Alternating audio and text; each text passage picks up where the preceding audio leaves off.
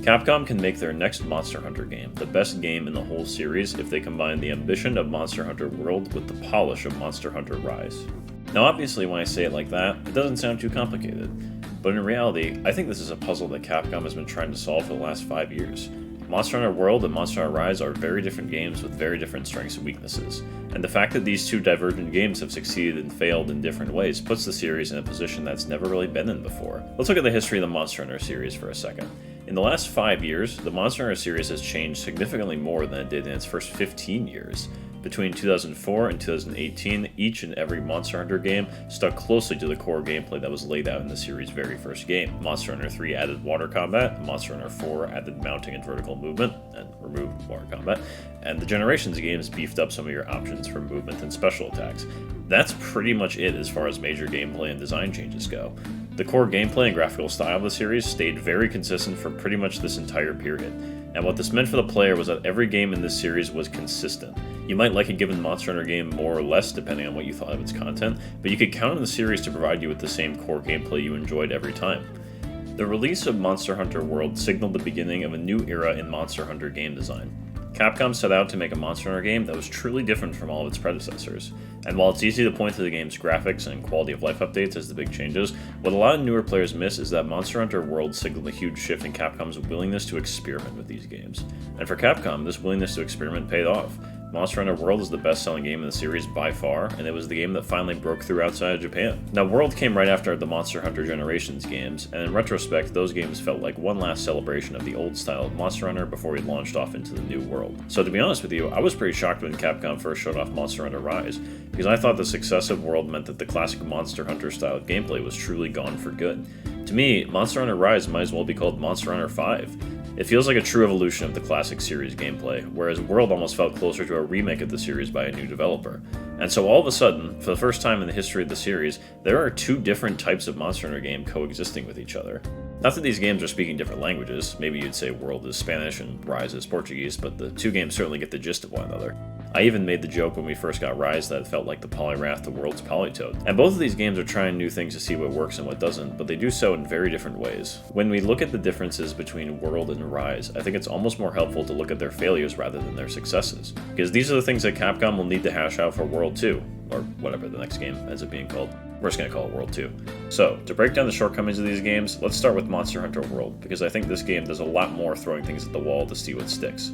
First off, there are a lot of mechanical changes in the world that just don't quite work right. The game's investigation mechanic for things like Tail Raiders is just a weird detour that doesn't really flow with the core gameplay, and the Clutch Claw on Iceborne ended up being a bit of a mess because it shifted the focus of combat so heavily towards wall smashing. I start with these two mechanics in particular because it's worth noting that Rise rolled out what I would consider to be fixed versions of both of them. Palamutes in place of Tail Raiders, and Wirebug in place of the Clutch Claw. Capcom quietly tests and iterates upon their gameplay mechanics all the time, and we'll talk about this more in just a little bit. So we've seen what Capcom did with the Clutch Claw and Tail Raiders, but there are a lot of small gameplay issues in the world that never really got worked out and still haven't reappeared. I would broadly categorize these issues into two groups, MMO mechanics and open world mechanics. The most interesting experiment in Monster Hunter World was that every now and then the game would flirt with the idea of being a different type of game entirely than the action RPG we were accustomed to. We saw MMO elements in some event quests and with the team wiping mechanics of the Altreon fight, and Iceborne's endgame edition of the Guiding Lands took a swing at pseudo-open world design. The problem with both of these experimental changes is that neither one of them really gets integrated into Monster Hunter's core gameplay well enough to really work properly. I mean, we all know how the Altreon went, and while I don't think giving Behemoth or Safujiva gimmicky team-wiping attacks is the end of the world, it felt like an addition that didn't really understand what makes Monster Hunter work. Stapling a few MMO mechanics onto an action RPG is like putting chocolate sauce in ketchup. I like both of these things individually, but I don't necessarily want a combination of the two. Now, the other noteworthy genre experiment in the world was the Guiding Lands, which brought the series closer to being open world than it's ever been before. And of all these mechanical ideas I've been talking through, I think the Guiding Lands is by far the one that's most likely to be a test for what Capcom does with World 2. It's not breaking news to say that every game that comes out now at least tries to be open world, and I think that this is probably the most dangerous mistake Capcom could make with World 2. This is something we're also going to come back to shortly. Now let's talk more about Monster Hunter Rise. Like I said at the top, I think Monster Hunter Rise is the much more polished game of the two, in large part because it's not trying to do as much as World. I said earlier that this game rolled out better versions of the Wirebug and Palamute, and you can pretty much sum up Rise as being old school Monster Hunter, but we made the movement way more fluid. And Rise succeeds at this goal because the way that movement works in this game makes you not want to go back to the old way of controlling Monster Hunter games. The biggest critique of Rise that I had on launch was that there just wasn't a whole lot of content in the game, which you can sort of blame on COVID, and they definitely fixed it with Sunbreak. But mechanically, there are two main issues with Rise as well. Number one, Rampage mode. People have a lot of different opinions about Rampage mode, but I think the fact that Capcom quietly shelved this mechanic for Sunbreak says that they weren't happy with it either. And again, there's nothing wrong with this mode per se, but it just does not fit into the main gameplay for me. Secondly, although the vertical movement in Rise is a big part of navigating and exploring the map, you basically never use it in actual combat. Pretty much the only fight that makes you use the vertical movement as part of the fight itself is Narwa, the final boss of the base game. And the way you navigate platforms in the Narwa fight is cool, even though it's definitely not a typical Monster Hunter boss fight. I wouldn't want every boss in the Monster Hunter game to make you move like this, but it's fascinating how this use of vertical movement shows up out of nowhere for just this fight and then completely disappears again. So basically we can summarize the two games as such. Monster Hunter World looks great and has a lot of ambition, but it tries to do too much at once and ends up with a lot of mechanics that don't fit in. Monster Hunter Rise does what it does very well, but doesn't end up pushing the envelope very much and leaves you wondering if it'll ever flesh out some of the new mechanics that we get to see in passing. To me, these two games have complementary strengths. World would be better if it had the discipline and polish of Rise, and Rise would be better if it committed more to its new ideas like World. So where does that leave us for the inevitable Monster Hunter World 2? Like I said at the start, I think a combination of these two games would give us the best Monster Hunter that we've seen to date. Although Monster Hunter Rise ended up selling very well in its own right, I think it's fair to expect that the next Monster Hunter game will be more of a direct sequel to World, and if you imagine World minus all the directionless side mechanics and plus the fantastic movement of Rise, I think you end up with a very incredible Monster Hunter game. On the other hand, I think there's a very real chance for World 2 to be a complete mess if Capcom learns the wrong lessons from these games. Let's think about the Guiding Lands for a second.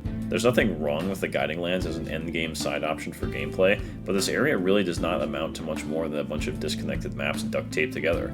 For all the experimenting you can do with Monster Hunter's core gameplay loop, these games have always been fundamentally mission-based, and I think that transitioning World 2 over to an open world in the style of the Guiding Lands would be a huge mistake. If you want to do an open world, just make the individual areas bigger. I think the return of something like Palamutes would lend itself to that perfectly, because it allows the player to more quickly traverse a larger area. But based on how poorly the Guiding Lands worked, I don't think it would work to transition Monster Hunter over to one big map. Part of why I'm addressing this possibility is because of what I said earlier about Capcom trying out gameplay mechanics in order to iterate upon them down the road. To be honest with you, I think that's pretty much what Monster Hunter Rise is at its core, a side project to try out some mechanics for the next big thing.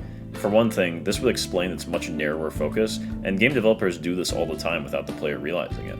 It would make sense for Rise to function in part as a testing ground for gameplay changes that will be core to the series moving forward. Capcom is far from the only developer that does this.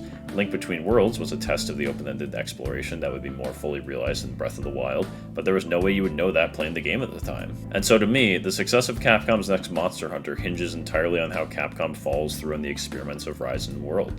Combining the strengths of the two games and minimizing their weaknesses lands you an incredible Monster Hunter game. But again, that is so much easier said than done. And the concern for me is that what Capcom might do is not capitalize on the strengths of these two games, but instead feel the need to make Monster Hunter more of an open world game, or more of an MMO, or more of a tower defense game for some reason. When we started this video, I talked about how for a very long time Monster Hunter was one thing, and that made the games very consistent. But consistent means you can end up with the proverbial high floor and low ceiling. The games can all be great, but it makes it harder for any one game to distinguish itself from the others. What we now have with two different styles of Monster Hunter existing at once is a much wider range of what Monster Hunter can be, which means there is a much bigger risk of making mistakes. I think World and Rise are both great games, and I think there's a good chance World 2 will be fantastic. But for almost the first time in the history of this series, there is a real risk of Capcom completely fumbling the bag with their next Monster Hunter game. And as a longtime series fan, this is a weird place to be. Hey there, hope you enjoyed this video. If you like this video, please subscribe and leave a comment about what you think about the future of the Monster Hunter series.